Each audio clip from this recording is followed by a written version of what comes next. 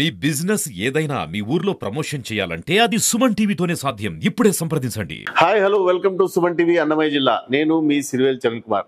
మిత్రులారా, ఈ మధ్యలో జరిగిన భారత్ పాకిస్తాన్ దాడుల తరువాత బెలూచిస్తాన్ స్వతంత్ర దేశంగా ప్రకటించుకోవాలని నిర్ణయించుకుంది. పాకిస్తాన్ మన ఆర్మీ చేతిలో చిత్తుగా దెబ్బలు తింటున్నప్పుడు బెలూచిస్తాన్ జర్నలిస్టు మీర్ యార్ భారత్లో ఎంబసీని ఏర్పాటు చేయాలని, పాకిస్తాన్ ఆర్మీ బెలూచిస్తాన్ ని వదిలి వెళ్లాలని యునైటెడ్ నేషన్స్ కూడా కోరుతున్నాడు.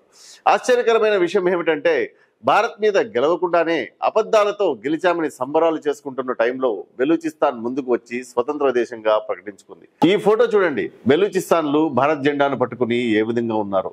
టీవీలో మన సోఫియా ఖురేషిని చూసి బెలూచిస్తాన్కి చెందిన పిల్లాడు సెల్యూట్ చేస్తున్నాడు. సోషల్ మీడియాలో, ట్విట్టర్లో, ఫేస్బుక్లో బెలూచిస్తాన్లు భారత్ని పదే సహాయం చేయమని అర్థిస్తున్నారు. మీరు సహాయం చేస్తే ఈ జిహాదీ పాకిస్తాన్ ఆర్మీని తరిమి కొడతామని అంటున్నారు. భారతదేశంలో కూడా చాలా మంది బెలూచిస్తాన్లకు సోషల్ మీడియాలో మద్దతు తెలుపుతున్నారు. పాకిస్తాన్ ఏ విధంగా కాశ్మీర్లో ఉగ్రవాదులను పంపి అరాచకం చేస్తుందో అదే విధంగా బెలూచిస్తాన్లకు కూడా మద్దతు ప్రకటించి పాకిస్తాన్ నుంచి విడిపోవడానికి భారత ప్రభుత్వం సహాయం చేయాలని భారతీయులు కూడా కోరుకుంటున్నారు. బెలూచిస్తాన్లు ఎంత శక్తివంతులో మనం తెలుసుకుంటే ఆశ్చర్యపోతాం. మే 6న మన ఆర్మీ పాకిస్తాన్లో 9 ఉగ్రవాద స్థావరాలను లేపేసినప్పుడు అదే రోజు బెలూచిస్తాన్లు 7 మంది పాకిస్తానీ సోల్జర్లను స్వర్గానికి పంపించారు. 2 రోజుల తర్వాత 14 మంది పాకిస్తాన్ సోల్జర్లు లిబరేషన్ ఆర్మీ అటాక్ లో మరణించారు. మార్చిలో ప్యాసింజర్ ట్రైన్ ని హైజాక్ చేసి 200 మందిని బందీలుగా చేసుకుని అన్యాయంగా జైల్లో ఉంచిన బెలూచిస్తాన్లను విడుదల చేయాలని కోరారు. తర్వాత పాకిస్తాన్ ఆర్మీ దాడి చేయాలని చూస్తే వాళ్ళందరినీ మట్టుబెట్టారు. అదేవిధంగా మార్చి 1 బిఎల్ఏ చేసిన దాడిలో 18 మంది పాక్ సైనికులు చనిపోయారు. జనవరి 5, జనవరి 9న బిఎల్ఏ ఒక ప్రభుత్వ కార్యాలయాన్ని తగలబెట్టి తర్వాత ఒక బ్యాంకును లూటీ చేసి 90 లక్షల రూపాయలు దోచుకున్నారు. ఇవన్నీ సంవత్సరంలో 4-5 నెలల నుంచి జరిగిన దాడులే. గత వారంలోనే 70కి పైగా దాడులు జరిగాయని సమాచారం. దీన్ని బట్టి చూస్తే మనకు అర్థమవుతుంది, బెలూచిస్తానీలు పాకిస్తాన్తో కలిసి ఉండాలని అనుకోవట్లేదని. మోదీ గారు ఇప్పుడు సహాయం చేయాలని బెలూచిస్తానీలు కోరుకుంటున్నారు. అలా చేస్తే పాకిస్తాన్ పడమర వైపు ఉన్న భాగం అంతా బెలూచిస్తాన్ల చేతిలో ఉంటుందని అంటున్నారు. బెలూచిస్తాన్లో చైనా చాలా పెద్ద ఎత్తున ఇన్వెస్ట్మెంట్లు చేసింది. అదే ఏరియాలో ఒక పోర్టు కూడా ఉంది. 78 సంవత్సరాల నుంచి పాకిస్తాన్ బెలూచిస్తాన్లో సహజ వనరులను వాడుకుంటూ oil, gold, copper, coal, gypsum, iron, natural gas అన్నిటినీ వాడుకుని మిలిటరీని, దేశ ఎకానమీని కాపాడుకుంటూ వస్తున్నారు. బెలూచిస్తాన్ లేకపోతే పాకిస్తాన్ లేనే లేదు. పాకిస్తాన్కి సముద్ర మార్గం గుండా ఇండియా, ఇరాన్, ఆఫ్ఘనిస్తాన్, సెంట్రల్ ఏషియాలో వ్యాపారం చేయడానికి వెళ్ళడానికి డైరెక్ట్ గా రూట్ లేదు. అందుకే ఇది బెలూచిస్తాన్ సముద్రాన్ని, ఆ పోర్టుని వాడుకుంటుంది. బెలూచిస్తాన్ 6 కోట్ల మంది జనాభాతో సౌదీలో ఉన్న సహజ వనరులన్నీ కలిగి జర్మనీ సైజులో ఉంటుంది. కానీ వీళ్ళ భాషలో ఒక్క న్యూస్ పేపర్ కానీ, ఒక్క మీడియా కానీ, ఒక్క ఎఫ్ఎం స్టేషన్ కానీ లేవు. కానీ పాకిస్తాన్లో 200 టీవీ ఛానళ్లు, 700 న్యూస్ పేపర్లు, 250 ఎఫ్ఎం స్టేషన్లు ఉన్నాయి. పాకిస్తానీలు కావాలనే బెలూచిస్తాన్లకు ఎటువంటి సమాచారం, అవగాహన ఉండకూడదని, వాళ్ళ గొంతు ప్రపంచానికి వినపడకూడదని ఎన్నో ఏళ్ల నుంచి తొక్కిపెట్టారు. బెలూచిస్తాన్లో మన హిందువులకు సంబంధించి ఎన్నో శక్తిపీఠాలు కూడా ఉన్నాయి. పాకిస్తాన్ ఆర్మీ ఈ గుళ్లను, ఈ దేవాలయాలను నాశనం చేయాలని ఎన్నోసార్లు ప్రయత్నం చేసింది. కానీ లోకల్ బెలూచిస్తానీలు వాటిని కాపాడుకుంటూ వస్తున్నారు. భారత ప్రభుత్వము స్వతంత్ర దేశం అవ్వడానికి బెలూచిస్తానీలకు సహాయం చేస్తే ఈ హిందూ సంస్కృతిని కాపాడుతామని వాళ్ళు అంటున్నారు. చాలా మందికి తెలియని విషయం ఏమిటంటే, బెలూచిస్తాన్ హిందూ సంస్కృతికి చాలా ముఖ్యమైన ప్రదేశం. సంవత్సరాల నుంచి బెలూచిస్తాన్ లో హిందూ సంస్కృతి కొనసాగుతూ ఉంది. 7వ శతాబ్దం వరకు హిందూ సివి వంశస్థులు పాలించేవాళ్ళు.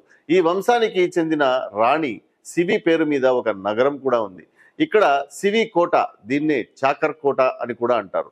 ఇది సివి రాజుల పరిపాలనలో కట్టబడి ఉంది. ఈ హిందూ రాజుల పరిపాలనలో ఎన్నో దేవాలయాలను నిర్మించారు. బెలూచిస్తాన్లో అత్యంత పవిత్రమైన దేవాలయం హింగ్లాజ్ మాతా దేవాలయం. ఇది శక్తిపీఠాలలో ఒకటి. ఇక్కడ అమ్మవారి తల తెగిపడిందని అంటారు. ఇక్కడ అమ్మవారిది విగ్రహం ఉండదు, కానీ ఒక సహజ సిద్ధమైన రాయికి పసుపు కుంకుమ పూసి ప్రార్థనలు జరుపుతారు. హింగ్లాజ్ దేవాలయం మాత్రమే కాకుండా గణేష్ దేవాలయము, మాతా కాళీ దేవాలయము, గురు గోరఖ్నాథ్ దేవాలయము, బ్రహ్మకుండ, తీర్కుండ, చంద్రగుప్త్ పేరుతో ఒక జ్వాలాముఖి కూడా ఉంది. ఇవన్నీ హిందువులకు ఎంతో పవిత్రమైనవి. ఇవే కాకుండా క్వెట్టాలో సిద్ధ పాణినాథ్ దేవాలయము, కాలాట్లో కాళీమాత టెంపుల్ కూడా ఉంది. ఇవన్నీ చరిత్రలో దాచిపెట్టబడిన సత్యాలు. ప్రపంచంలో ఏ మూలకు వెళ్ళినా హిందూ సంప్రదాయాలు, సంస్కృతులు ఖచ్చితంగా మనకు కనబడతాయి. కానీ పాకిస్తానీ ఆర్మీకి మాత్రం ప్రపంచంలో ఉండే అందరు ముస్లిమ్స్ వాళ్ళతో మాత్రమే కలిసి నడవాలని కోరుకుంటారు. అందుకే వాళ్ళు బెలూచిస్తాన్ సంస్కృతిని గౌరవించరు, వాళ్ళను ద్వేషిస్తారు, వాళ్ళ చరిత్రను వీళ్ళు అర్థం చేసుకోరు. అందుకే బెలూచిస్తానీలు 78 సంవత్సరాల తర్వాత కూడా పాకిస్తానీలు అని చెప్పుకోవడానికి సిగ్గుపడుతుంటారు. పాకిస్తాన్ కంటే వీళ్ళు భారతదేశంతో మంచి అవినాభావ సంబంధం కలిగి ఉండాలని కోరుకుంటారు. నిజం చెప్పాలంటే బెలూచిస్తానీలు పాకిస్తాన్తో కలిసి ఉండాలని ఎప్పుడూ కోరుకోలేదు. ఈ చరిత్ర కొంచెం కాంప్లికేటెడే, కానీ ముఖ్యమైన పాయింట్స్ మాత్రం నేను మీకు చెప్తాను. 1947 ముందు బ్రిటిష్ వాళ్ళు పరిపాలించేవాళ్ళు.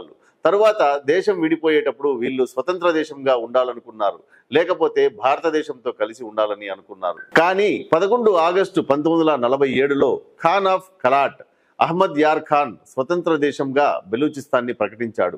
పాకిస్తాన్ కూడా మొదట్లో ఒప్పుకుంది, తరువాత మోసపూరితంగా తమలో కలుపుకున్నారు. 27 మార్చ్ 1948లో ఖాన్ ఆఫ్ కలాట్ మీద బలవంతంగా ఇన్స్ట్రుమెంట్ ఆఫ్ యాక్సెషన్ మీద సంతకం పెట్టించుకున్నారు.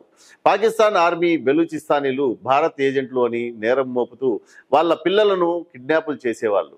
వాళ్ళ పిల్లలను చాలా మంది చంపేశారు కూడా. తరువాత 1948లో, 1958లో, 1973 నుండి 78 వరకు చాలాసార్లు బెలూచిస్తానీలు స్వతంత్ర దేశం కోసం ఉద్యమం చేశారు. కానీ ప్రతిసారి పాకిస్తానీ వాళ్లను కర్కశంగా అణిచివేసింది. ఇప్పుడు కూడా Baloch liberation army, Baloch republic and army, Balochistan liberation front, Balochistan United army లాంటి సంస్థలు స్వతంత్రం కోసం పోరాడుతూనే ఉన్నాయి. వీళ్ళు మన భారత్ని ఒక పెద్ద అన్నలాగా భావిస్తూ ఉంటారు. మొన్న జరిగిన యుద్ధంలో భారత్ పాకిస్తాన్ను నాశనం చేస్తుందని, బెలూచిస్తాన్ స్వతంత్ర దేశంగా అవతరిస్తుందని ఎంతో ఆశగా ఎదురు చూశారు. కానీ భారత్ బెలూచిస్తాన్కు సహాయం చేస్తే పాకిస్తాన్ 2 ముక్కలవుతుంది, ఇంకా బలహీనపడుతుంది. మీరు ఏమంటారు? బెలూచిస్తాన్కి మన ప్రభుత్వం సహాయం చేయాలా వద్దా? మీ అభిప్రాయాలను కామెంట్ రూపంలో తెలపండి. మరొక ఇంట్రెస్టింగ్ వీడియోతో మీ ముందుకు మళ్ళీ వస్తాను. అంతవరకు సెలవు. జై హింద్.